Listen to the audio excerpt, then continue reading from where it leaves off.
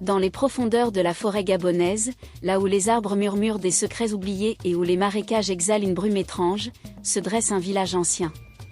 Ce lieu, protégé par des racines entrelacées et des esprits invisibles, est habité par ceux qui croient encore aux forces de la nature et à l'âme des ancêtres. Ici, les griots racontent des histoires autour du feu, leur voix résonnant dans la nuit comme des chants oubliés. Mais depuis quelques nuits, un silence inquiétant s'est abattu sur le village. Les enfants refusent de sortir après le coucher du soleil, les chiens hurlent à la mort sans raison, et même les plus courageux hésitent à s'aventurer près des marécages. Au cœur de ce mystère, Thomas marche seul sur le sentier menant à la rivière. Orphelin depuis sa naissance, il a grandi sous la protection bienveillante de Mama Kémi, la vieille conteuse du village. Il porte une cicatrice étrange sur son bras gauche, une marque que personne ne comprend mais qui semble liée à quelque chose de plus grand que lui. Depuis les premières disparitions, ses rêves sont hantés par des ombres mouvantes et des voix lointaines qui murmurent son nom. Mama Kémi, quant à elle, observe les signes avec inquiétude. Elle connaît les anciennes prophéties, celles que peu osent encore évoquer. Dans ses yeux fatigués, on lit la peur qu'un mal ancien soit en train de revenir. Elle a toujours su que ce jour viendrait, mais espérait ne jamais le voir arriver. Sa voix tremble lorsqu'elle raconte aux villageois l'histoire de Zamaya, une sorcière maudite dont le nom n'a pas été prononcé depuis des générations. Personne ne sait vraiment ce qu'elle est devenue, mais certains disent qu'elle erre encore dans les marécages, prisonnière d'une vengeance impossible. Les marécages eux-mêmes semblent différents cette année. Le brouillard y est plus épais, les eaux stagnantes bouillonnent parfois sans raison, et des cris étouffés s'en élèvent la nuit. Les chasseurs ont perdu leur chemin en tentant d'y retrouver les traces des disparus, et même les plus courageux reviennent pâles et tremblants, incapables d'expliquer ce qu'ils ont vu. Thomas sent au fond de lui que tout cela le concerne. Il ignore pourquoi, mais chaque fois qu'il regarde la cicatrice sur son bras, il entend un souffle froid effleurer sa nuque. Et si les anciens avaient eu raison? Si la prophétie de Mama Kémi était vraie? Peut-être que les ombres ne sont pas seulement des cauchemars, peut-être qu'elles attendent quelqu'un pour les libérer. Ce soir-là, assis autour du feu, les villageois écoutaient Mama Kémi avec attention. La lumière vacillante des flammes dansait sur son visage ridé, accentuant l'intensité de ses mots. Ce n'était pas un simple récit de griot, mais une mise en garde venue du passé.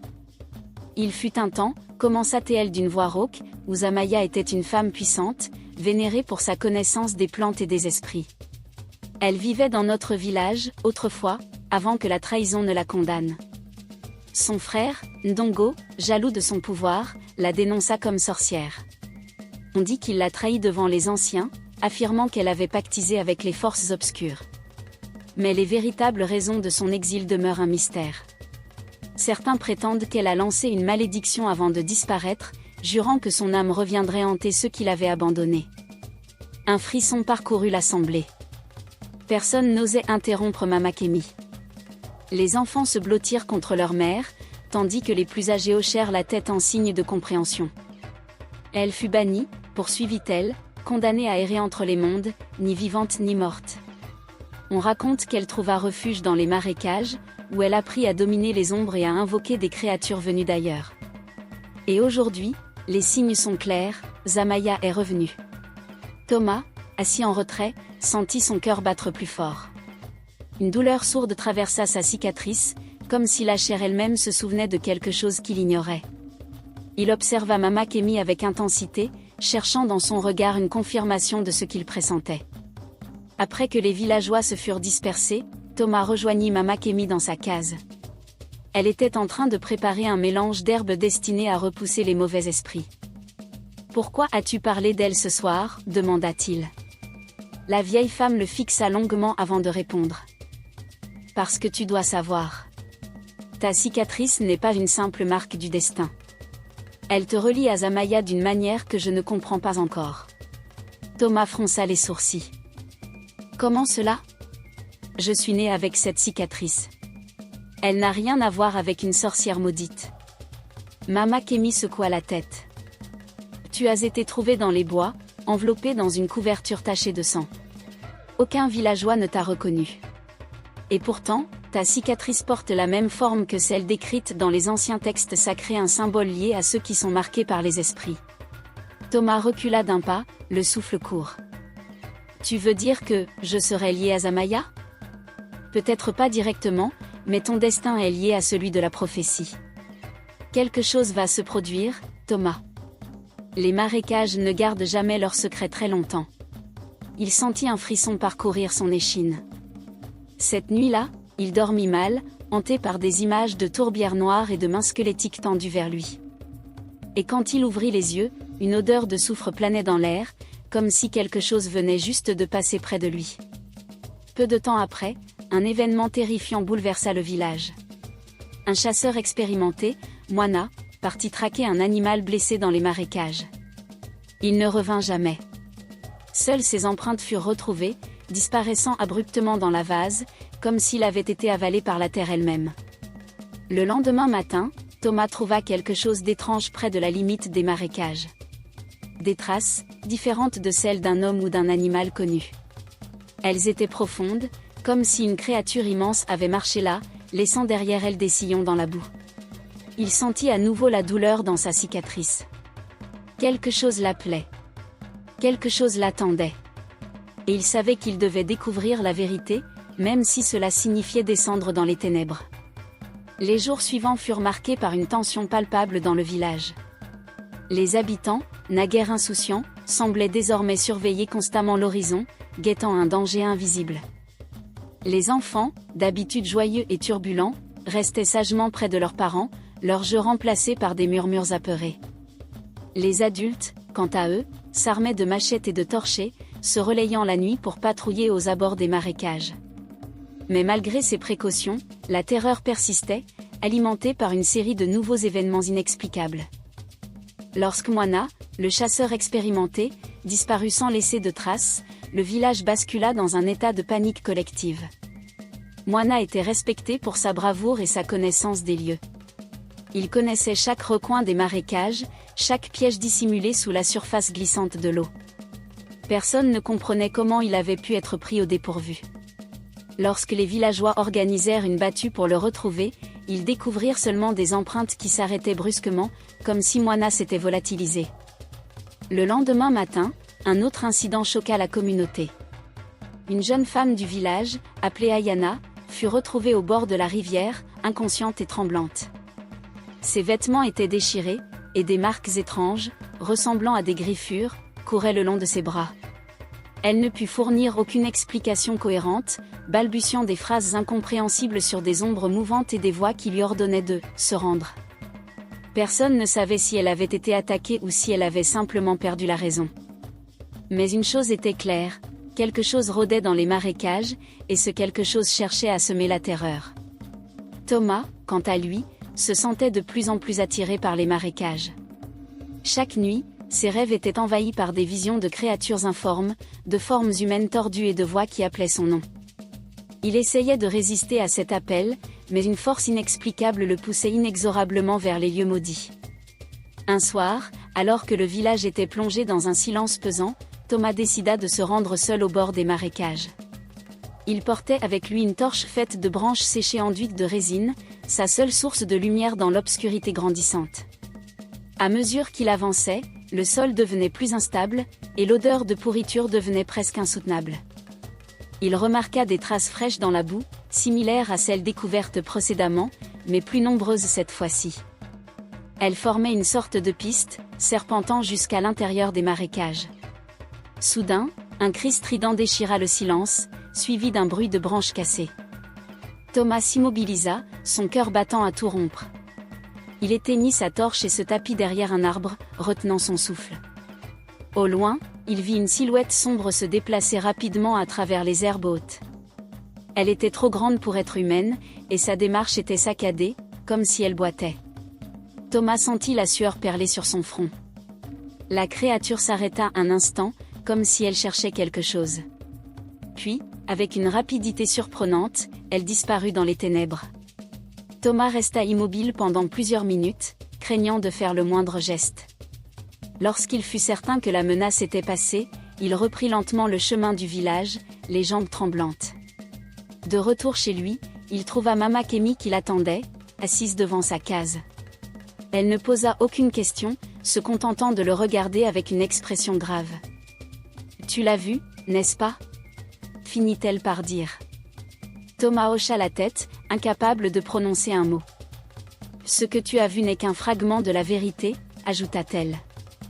Les marécages cachent bien plus que des créatures. Ils sont le refuge de Zamaya, et elle ne restera pas silencieuse beaucoup plus longtemps. Cette nuit-là, Thomas eut du mal à trouver le sommeil. Les images de la créature continuaient de défiler dans son esprit, accompagnées d'un sentiment d'urgence qu'il ne parvenait pas à expliquer. Il savait que quelque chose allait arriver, et que, malgré la peur qui l'habitait, il serait au cœur de cette histoire. Le lendemain matin, un autre villageois disparut. Cette fois-ci, c'était un adolescent du même âge que Thomas, appelé Bako. Les recherches commencèrent aussitôt, mais comme pour Moina, les traces s'arrêtaient net, laissant derrière elle un vide inquiétant. Thomas sentit une colère sourde monter en lui. Il ne pouvait pas rester passif face à cette menace. S'il voulait sauver son village, il devait comprendre ce qui se cachait dans les marécages. Et pour cela, il devrait affronter ses propres peurs, ainsi que les mystères liés à sa cicatrice. Alors que le soleil se levait, projetant une lumière dorée sur les toits de chaume, Thomas prit une décision. Il irait voir Lena, la guérisseuse du village, qui possédait une connaissance profonde des plantes et des esprits. Peut-être pourrait-elle l'aider à percer le lien entre sa cicatrice et Zamaya. Mais alors qu'il se dirigeait vers la case de Lena, une pensée l'effleura, et si Zamaya n'était pas seulement une menace, mais aussi une victime de quelque chose de bien plus grand? Cette nuit-là, Thomas fut transporté dans un monde différent.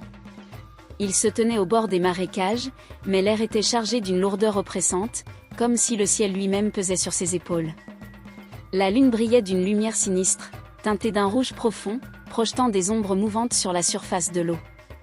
Autour de lui, les arbres semblaient tordus, leurs branches s'étirant vers le ciel comme des doigts suppliants. Une voix s'éleva, faible mais insistante, murmurant son nom. Thomas. Il pivota, cherchant la source de l'appel, mais ne vit que l'étendue lugubre des marécages. Soudain, une silhouette apparut au milieu des eaux troubles. C'était une femme, drapée dans une robe déchirée qui flottait autour d'elle comme si elle était portée par un vent invisible.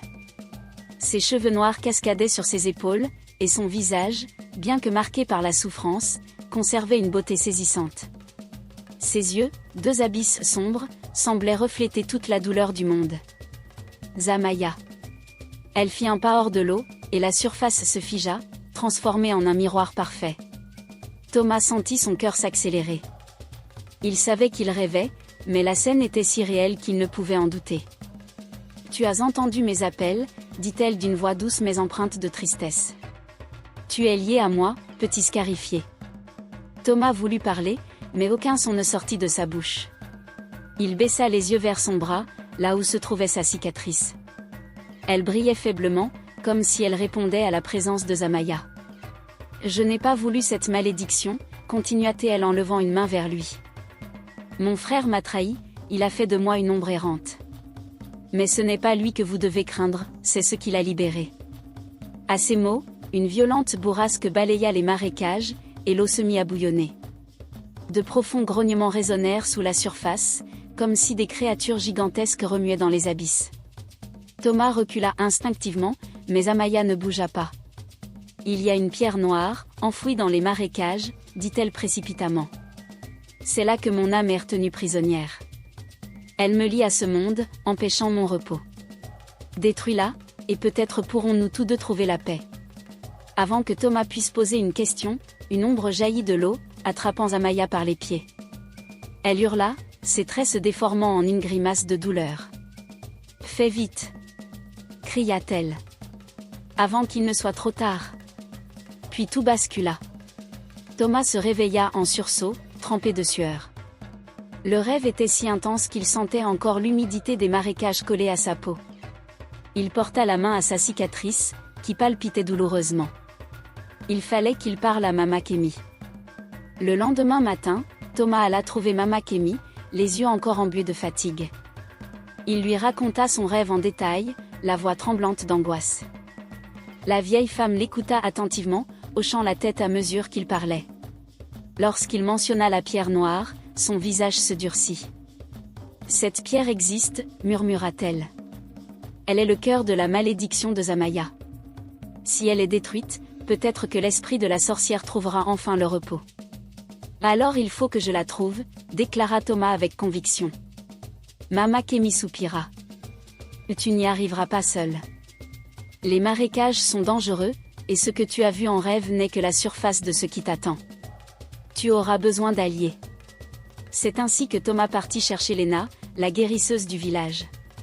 Elle était réputée pour sa connaissance des plantes médicinales et des rituels ancestraux. Lorsqu'il lui exposa son intention, elle hésita longuement avant de hocher la tête. « Si c'est ce que tu dois faire, alors je t'accompagnerai. Mais sache que les marécages ne sont pas seulement peuplés de créatures physiques. Ils abritent aussi des esprits, des forces que nous ne comprenons pas complètement. » Ensuite, Thomas se rendit chez Kofi, le chasseur le plus courageux du village. Ce dernier écouta le récit de Thomas avec scepticisme. « Tu veux aller dans les marécages, là où Moana et les autres ont disparu ?» demanda-t-il. « Tu es fou. » « Non, » répliqua Thomas. « Je sais ce que je risque. Mais si nous ne faisons rien, d'autres vont mourir. » Kofi le fixa longuement, puis soupira. « Très bien. Si tu insistes, je viendrai. Mais ne compte pas sur moi pour te sauver si tu fais une erreur. » Ainsi, le trio se forma. Le lendemain, armés de machettes, de torchets et de talismans offerts par Mama Kemi, ils se mirent en route vers les marécages. Dès les premiers pas, l'atmosphère changea. L'air devint lourd, chargé d'une humidité oppressante. Les oiseaux, habituellement présents, s'étaient tus. Seuls les bruits de leurs pas résonnaient dans le silence. Ils progressèrent lentement, contournant les zones de boue mouvante et évitant les racines traîtresses qui émergeaient du sol. Plus ils avançaient, plus l'odeur de pourriture devenait forte. Soudain, Lena s'arrêta. « Regardez » murmura-t-elle en pointant une trace au sol. Des empreintes, grandes et profondes, marquaient la boue. Elles étaient récentes. « Nous ne sommes pas seuls ici », dit Kofi en serrant la poignée de sa machette. Ils continuèrent, plus prudemment cette fois. Plusieurs heures s'écoulèrent avant qu'ils ne trouvent un signe tangible de la présence de Zamaya. Devant eux, une pierre noire, haute comme un homme, était plantée dans le sol. Elle semblait absorber la lumière, renvoyant une aura maléfique. « C'est elle », murmura Lena. Mais avant qu'ils puissent s'en approcher, un rugissement retentit dans les fourrés. Une forme massive bondit depuis les buissons, atterrissant devant eux. C'était une créature à mi-chemin entre un loup et un reptile, ses yeux brillant d'une lueur rouge. Kofi réagit aussitôt, brandissant sa machette. « Courez !»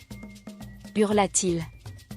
Ils s'élancèrent, zigzagant entre les arbres, tandis que la créature les poursuivait en grognant. Thomas sentait son cœur battre à tout rompre. Il savait qu'il ne pourrait pas fuir indéfiniment. Ils finirent par atteindre une petite clairière, encerclée par des rochers escarpés. Kofi se tourna vers ses compagnons. « Nous devons nous battre. » Lena sortit un petit sachet de poudre magique qu'elle lança en direction de la créature. Une flamme bleue jaillit, touchant la bête au museau. Elle recula en hurlant, mais ne tomba pas. Thomas prit une profonde inspiration. Il savait qu'ils avaient besoin d'autre chose. Il fouilla dans la poche de sa veste et en sortit le talisman offert par Mama Kemi, un morceau d'os gravé de symboles anciens. « Que dois-je faire » demanda-t-il à Lena. « Concentre-toi sur ton but » répondit-elle. « Le talisman doit être activé par ta volonté. » Thomas ferma les yeux. Il pensa à Zamaya, à sa souffrance, à la malédiction qui liait son âme à cette pierre. Il sentit une chaleur monter en lui, irradiant depuis sa cicatrice. Quand il rouvrit les yeux, le talisman brillait d'une lumière argentée. La créature chargea à nouveau. Thomas leva le talisman, et une onde d'énergie en jaillit, frappant la bête de plein fouet. Elle hurla, prise dans un tourbillon lumineux, avant de disparaître dans une explosion de fumée. Le silence revint. « Tu l'as fait » murmura Lena, impressionnée. Thomas baissa les yeux vers le talisman, qui avait perdu son éclat. « Allons-y » dit-il. « Nous avons encore un long chemin à parcourir. » La nuit était tombée lorsque Thomas, Lena et Kofi revinrent au village, épuisés mais déterminés. Le combat contre la créature des marécages les avait ébranlés, mais ils étaient vivants, et surtout, ils avaient confirmé l'existence de la pierre noire. Cependant, un mystère subsistait, qui était vraiment Zamaya, et pourquoi sa malédiction persistait-elle après tant d'années?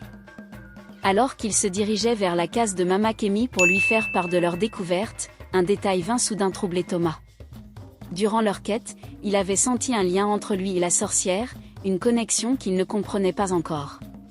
Et si Zamaya n'était pas simplement une ennemie, mais aussi une victime? Mama Kemi les accueillit avec gravité, comme si elle s'attendait à leur retour. « Vous avez vu la pierre, n'est-ce pas » demanda-t-elle. Thomas hocha la tête. « Oui. Mais avant de continuer, j'ai besoin de savoir la vérité. Qui était Zamaya? Pourquoi a-t-elle été maudite ?» Mama Kemi soupira, puis alla chercher un vieux manuscrit en cuir, couvert de symboles anciens. Elle l'ouvrit soigneusement, révélant des dessins représentant une femme entourée d'ombre. Zamaya n'était pas une sorcière au sens traditionnel, expliqua-t-elle. Elle possédait un don rare, celui de communiquer avec les esprits. Mais son frère, Ndongo, était jaloux de son pouvoir. Il a convaincu les anciens qu'elle pratiquait la sorcellerie noire, qu'elle avait vendu son âme aux forces obscures. Et il l'a bannie. Thomas sentit un frisson parcourir son échine. Pourquoi aurait-il fait ça? Parce qu'il voulait le pouvoir pour lui seul. Il savait que tant que Zamaya vivait, son influence surpasserait la sienne. Alors il l'a trahi, l'a condamné à errer entre les mondes, lié à cette pierre noire. Un silence lourd s'installa. Lena fronça les sourcils. Mais si Ndongo est mort depuis longtemps, pourquoi la malédiction persiste-t-elle? Mama Kemi releva les yeux, l'air sombre. Parce que Ndongo n'est pas mort. Thomas sentit son sang se glacer. Et quoi? Il a survécu. Personne ne sait comment, mais il a changé d'identité, se cachant parmi nous. Il vit ici, au village, sous un autre nom. Kofi jura entre ses dents. Tu veux dire qu'un meurtrier se cache parmi nous? Mama Kemi acquiesça. Il a attendu toutes ces années, attendant le moment où Zamaya serait assez proche pour revenir. Et maintenant, grâce à toi, Thomas, elle est plus proche que jamais. Thomas sentit une rage monter en lui. Tout prenait un sens désormais. Sa cicatrice, ses rêves, les appels de Zamaya, tout cela était lié à la trahison de Ndongo. Il faut le trouver, dit-il d'une voix ferme. Mama Kemi hocha la tête. Mais tu dois choisir, Thomas. Vengeance ou pardon. Car si tu tues Ndongo, tu prolongeras peut-être la malédiction. Si tu le laisses vivre, tu risques de permettre à Zamaya de se libérer. Thomas resta silencieux, pesant le poids de cette décision. Il savait qu'il n'avait pas le luxe du temps. Les disparitions continuaient, et bientôt, d'autres innocents pourraient périr. Il se leva. Je dois agir. Sans attendre, il quitta la case, déterminé à retrouver Ndongo. Lena et Kofi le suivirent, conscients que la confrontation finale approchait. Alors que la nuit s'assombrissait, Thomas sentit la cicatrice sur son bras palpiter. Quelque chose l'attirait, le guidait vers une vérité qu'il n'était pas sûr de vouloir découvrir. Mais il n'avait pas le choix. Le frère traître l'attendait. La nuit était tombée sur le village, mais une lumière étrange illuminait le ciel. Une lune rouge sans s'élevait lentement à l'horizon, projetant une lueur sinistre sur les marécages. L'air était chargé d'une tension palpable, comme si la terre elle-même retenait son souffle. Thomas, accompagné de Lena et de Kofi, se tenait à l'orée des marécages, face à la pierre noire. Depuis leur dernière tentative, il avait senti une force grandir en lui, une connexion plus profonde avec Zamaya. Il savait que ce soir, tout allait changer. « Nous devons détruire la pierre avant qu'il ne soit trop tard », murmura Lena. Mais avant qu'ils puissent avancer, un hurlement déchira le silence. Ce n'était pas un cri humain, ni même un cri animal. C'était quelque chose de plus primal, de plus ancien. Depuis les marécages, une silhouette émergea. Zamaya. Mais ce n'était plus la femme que Thomas avait vue en rêve. Elle avait changé. Ses membres étaient allongés, recouverts d'une peau sombre et écailleuse. Ses yeux brûlaient d'une lueur rougeoyante, et sa bouche s'ouvrit sur des dents acérées. Elle n'était plus totalement humaine, ni complètement spectrale. Elle était devenue une créature hybride, prisonnière entre deux mondes. « Vous êtes venu, articula-t-elle d'une voix déformée par la rage et la souffrance. Pourquoi me défiez-vous? Thomas fit un pas en avant, serrant le talisman dans sa main. Nous voulons t'aider, Zamaya. Nous voulons mettre fin à ta souffrance. La créature ricana, un son guttural qui fit frémir Kofi. L'aider? Non. Vous voulez détruire ce qui me rattache à ce monde. Vous voulez que je disparaisse pour toujours. Nous voulons que tu trouves la paix, insista Lena. Zamaya s'avança, sa silhouette se déformant à mesure qu'elle bougeait. La paix? Après ce qu'on m'a fait? Mon frère m'a trahi, le village m'a abandonné, et vous osez me parler de paix? Thomas sentit la cicatrice sur son bras brûler douloureusement. Il comprit alors qu'il ne pouvait pas simplement détruire la pierre. Il devait affronter Zamaya, lui faire comprendre la vérité. Tu n'es pas seul, dit-il en levant le talisman. Ton frère vit encore. Il se cache parmi nous. Il a peur de toi, de ce que tu es devenu. Zamaya s'immobilisa. Pendant un instant, une lueur de lucidité traversa son regard. Ndongo, murmura-t-elle. Mais la créature en elle reprit le dessus. Il mérite de souffrir comme j'ai souffert. Alors, avec un cri bestial, elle se rua sur eux. Kofi bondit en avant, sa machette levée, mais Zamaya le projeta au sol d'un simple geste. Lena lança un sort en utilisant une poudre magique, provoquant une explosion de lumière, mais la créature résista. Thomas savait qu'il n'avait plus le choix. Il leva le talisman et canalisa toute son énergie. Une lumière argentée jaillit, formant un cercle autour de lui. « Zamaya, tu dois écouter !» cria-t-il. « Tu n'es pas condamnée à rester prisonnière de cette souffrance. » La créature hésita. « Tu mens, gémit-elle. »« Non, je dis la vérité. Ton frère a peur de toi, mais il est encore là. Tu peux le confronter, lui faire payer ses actes. Mais si tu continues comme ça, tu ne seras jamais libre. » Zamaya poussa un hurlement de rage, puis s'effondra à genoux. La transformation s'interrompit brièvement, et pour un instant, elle retrouva son apparence humaine. « Je ne veux plus souffrir, murmura-t-elle. Thomas s'approcha, tenant toujours le talisman. « Alors laisse-nous t'aider. » Mais alors qu'il s'apprêtait à utiliser le talisman pour briser la malédiction, une ombre surgit de l'obscurité. Ndongo. Le frère traître, le visage déformé par la peur et la colère, brandit un objet sombre, un second talisman, un artefact ancien. « Vous ne la libérerez pas !» hurla-t-il. « Elle doit payer pour ce qu'elle a fait. » La bataille finale venait de commencer. La confrontation fut brutale. Dès que Ndongo brandit son talisman, une onde de ténèbres se répandit dans les marécages, transformant la boue en une substance visqueuse et mouvante. Les arbres se tordirent, leurs branches s'étirant comme des doigts avides, tandis que le sol tremblait sous leurs pieds. Zamaya, encore agenouillée, leva les yeux vers son frère. Son visage, à demi transformé, exprimait une douleur indicible. « Ndongo, murmura-t-elle. Tu as osé me faire cela ?» Il ricana, mais son regard trahissait une terreur qu'il ne parvenait pas à dissimuler. « C'est toi qui as osé me défier. Tu aurais dû rester dans l'ombre, comme une bonne sorcière. Mais non, tu as voulu régner sur ce village, sur nos esprits. Tu mérites ce qui t'est arrivé. » Thomas sentit la rage monter en lui. Il n'avait pas de place pour la pitié. « Tu l'as trahi. Tu l'as condamné à errer entre deux mondes. Et maintenant, tu refuses de lui accorder le repos ?» Ndongo sourit cruellement. « Elle ne mérite pas la paix. Elle est devenue une monstruosité. » Zamaya poussa un cri déchirant. Son corps se tordit à nouveau, les ombres l'envahissant, menaçant de la consumer complètement. Thomas savait qu'il n'avait plus le temps. Il leva le talisman ancestral, sentant son énergie vibrer entre ses mains. Il devait agir, mais il savait que cela aurait un prix. « Si je détruis la pierre, je devrais verser mon propre sang, » murmura-t-il à Lena. Elle hocha la tête, les larmes aux yeux.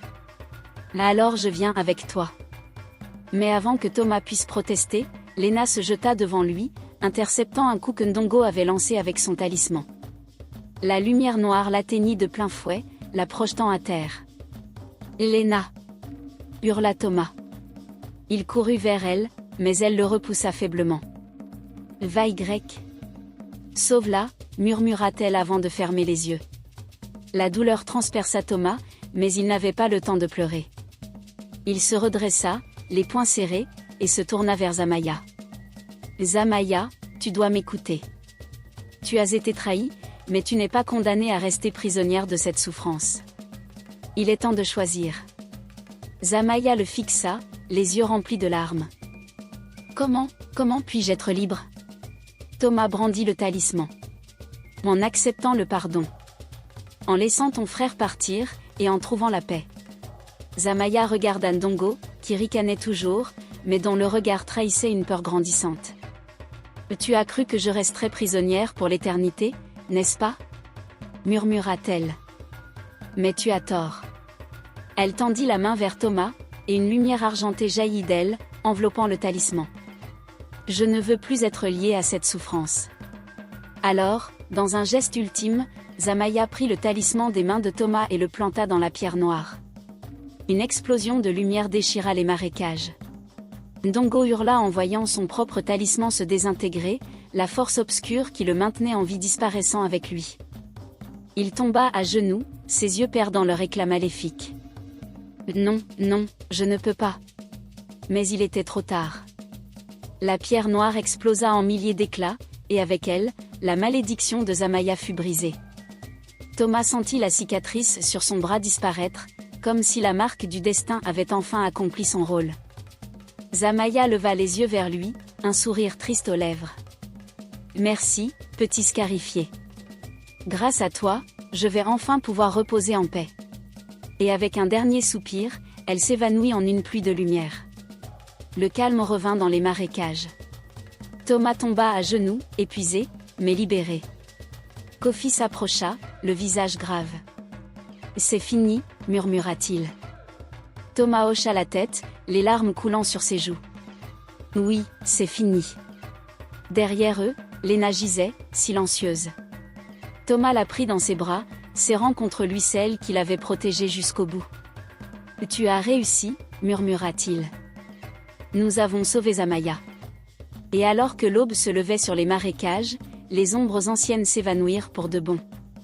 Les jours qui suivirent la destruction de la pierre noire furent marqués par un silence inhabituel. Le village, naguère plongé dans la terreur, semblait respirer à nouveau, comme si la forêt elle-même avait été libérée d'un poids invisible. Les marécages, autrefois recouverts d'une brume opaque et mouvante, s'éclaircirent peu à peu.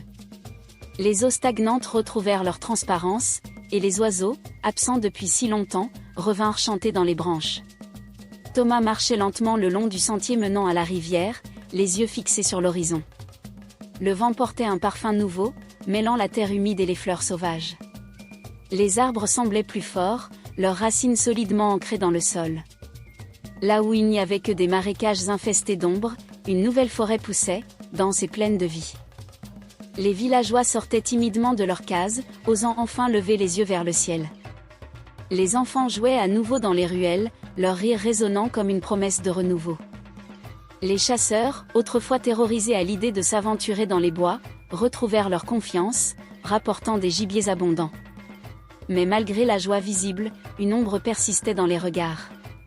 Beaucoup avaient perdu des proches.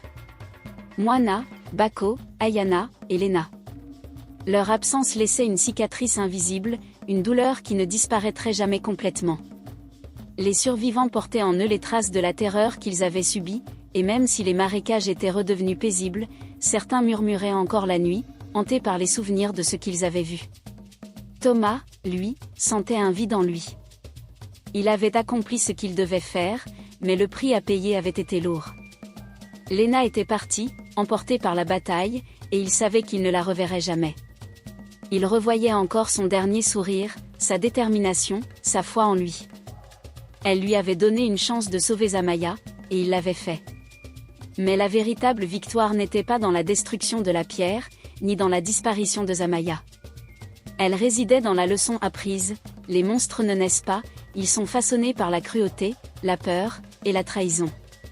Zamaya n'avait pas été une créature du mal, mais une femme trahie par son propre frère, condamnée à errer entre deux mondes.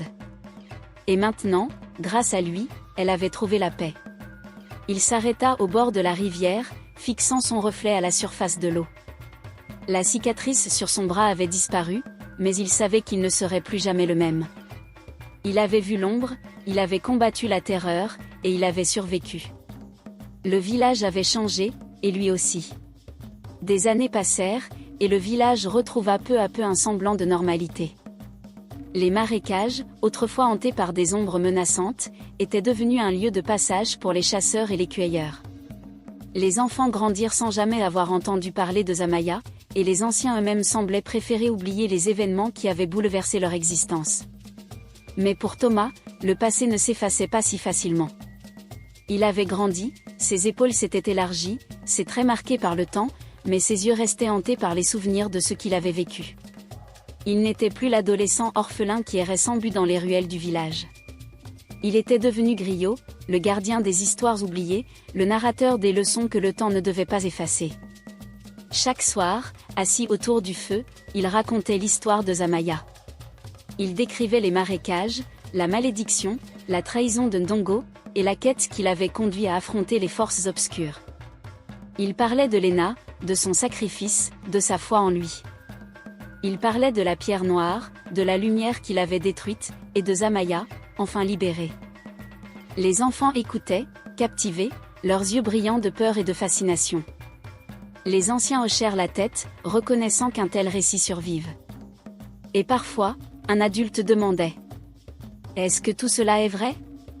Thomas souriait, ses doigts effleurant distraitement l'endroit où sa cicatrice avait autrefois marqué sa peau. Ce qui importe, ce n'est pas si c'est vrai, mais ce que l'histoire enseigne. Car il savait que les monstres ne naissent pas dans les marécages. Ils naissent dans les cœurs des hommes, forgés par la jalousie, la peur, la cruauté. Zamaya n'avait pas été une créature du mal, mais une victime de la perfidie humaine. Et si son histoire pouvait empêcher d'autres de tomber dans les mêmes erreurs, alors elle valait la peine d'être racontée. Il terminait toujours son récit de la même façon, sa voix grave résonnant dans la nuit. Les monstres sont faits par la cruauté des hommes. Ne l'oubliez jamais. Un soir, alors que Thomas racontait son histoire autour du feu, un voyageur inconnu entra dans le village. Il portait un manteau sombre, sa capuche rabattue sur le visage, dissimulant ses traits. Personne ne l'avait jamais vu auparavant, et pourtant, il semblait savoir exactement où aller. Il s'approcha de Thomas sans un mot, s'assit à côté de lui, et écouta la fin du récit en silence. Lorsque le griot eut terminé, l'inconnu releva légèrement la tête, juste assez pour que Thomas aperçoive ses yeux des yeux d'un noir profond, sans éclat, comme s'ils reflétaient l'absence de lumière. « Tu as bien raconté l'histoire, » dit-il d'une voix douce mais froide. « Mais as-tu vraiment cru que tout était fini ?» Thomas sentit un frisson parcourir son échine. « Que veux-tu dire ?» Le voyageur tendit une main et ouvrit sa paume. Au creux de sa paume, une pierre noire brillait faiblement. « La malédiction n'est pas morte, » murmura-t-il. « Elle a simplement changé de forme. » Thomas recula, le cœur battant. « Non, c'est impossible. » Mais l'inconnu se leva déjà, disparaissant dans l'obscurité avant que quiconque puisse l'arrêter. Autour du feu, les villageois échangèrent des regards inquiets. Thomas fixa la place où l'inconnu s'était tenu, la gorge sèche. Était-ce un avertissement ? Une menace ? Ou un rappel que certaines forces ne peuvent jamais être complètement détruites ? Il ne savait pas ce que l'avenir réservait, mais une chose était claire, l'ombre n'avait pas disparu. Elle était simplement en attente, prête à revenir.